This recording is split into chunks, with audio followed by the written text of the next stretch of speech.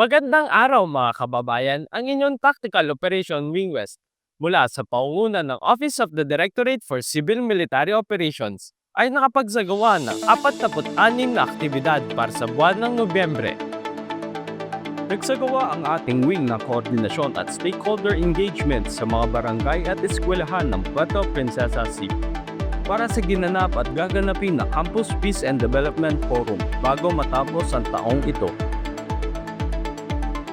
Muling naging kabahagi ang ating wing sa isinagawang tree planting activity para sa Subarao Biodiversity Festival, kung saan makikita ang pagpapahalaga ng ating kasundaluhan hindi lamang sa kapakanan ng sambayanan, kundi maging sa kapakanan ng ating kapaligiran, na ginanap sa Barangay Kabayugan noong ika-6 ng Nobyembre.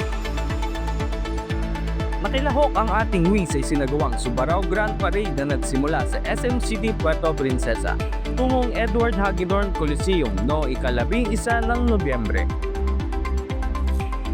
Muling nagsagawa ng koordinasyon ng ating wing sa Barangay Punta Baja Rizal at Jose P. Rizal National High School kaugnay sa gagawing Peace and Development Forum sa mga nasabing lugar noong ika-11 ng Nobyembre.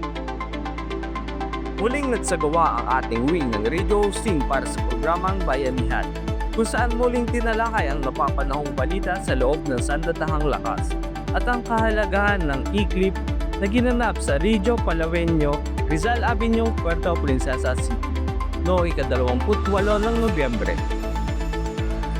Muling nagsagawa ang ating wing ng Peace and Development Forum para sa Barangay Iwahig, Puerto Princesa City noong ika-19 ng Nobyembre.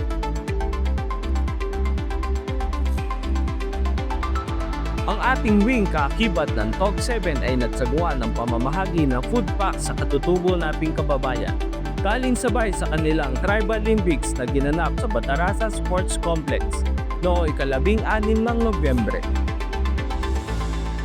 Ang Philippine Sea Snake o Hydrophis semperi ay isang uri ng ahas na lubos na naka-adapt sa aquatic lifestyle. Ito ay tila baga may maliit na paddle sa kanyang buntot upang mabilis na makalangoy sa tubig. Ito rin ay kadalasang may kulay na gray o olive green na pinapalibutan ng itim na black bands.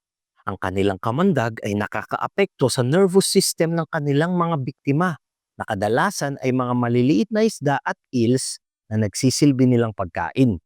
Sila ay karaniwang makikita sa mga coastal waters at mangrove swamps sa karagatan ng ating bansa, partikular na sa West Philippine Sea. Kaya lagi niyong tatandaan na ang yaman ng West Philippine Sea ay ating pahalagahan at ating ingatan sapagkat sa atin to. Kaysa ka ba? Tara na! Nagsagawa rin ang ating wing ng coastal cleanup sa Pag-asa Island kasama ang LGUs ng Kalayaan noong ika-17 ng Nobyembre. Dinaluhan naman ng ating wing ang ginanap na West Philippine Sea Forum sa BJR Hall, Provincial Capitol noong ika-20 ng Nobyembre. Nagpakita na suporta ang ating wing sa ginanap na Canvas Art Painting at Jingle Making Competition na may temang Alamin, Ipaglaban, Suportahan. Our Seas, Our Rights, Our Future. Pilipinas ang nanalo, Pilipino isulong mo. Sa SM City, Puerto Princesa noong ika-3 ng Nobyembre. Nagsagawa ang ating wing ng APAP Palawan Program via BTC kasama ang panauhin mula sa Port Arsen, Philippine Air Force at TOG 7 na ginanap sa APAP Barangay San Miguel noong ika-6 ng Nobyembre.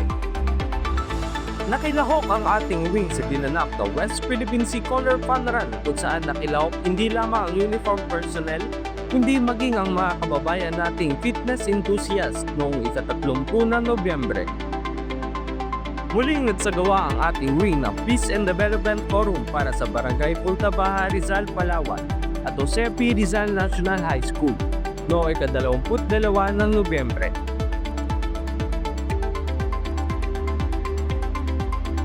Muli, ako si Erman Landicho nagbabalita mula sa tahanan ng Tactical Operation Wing West.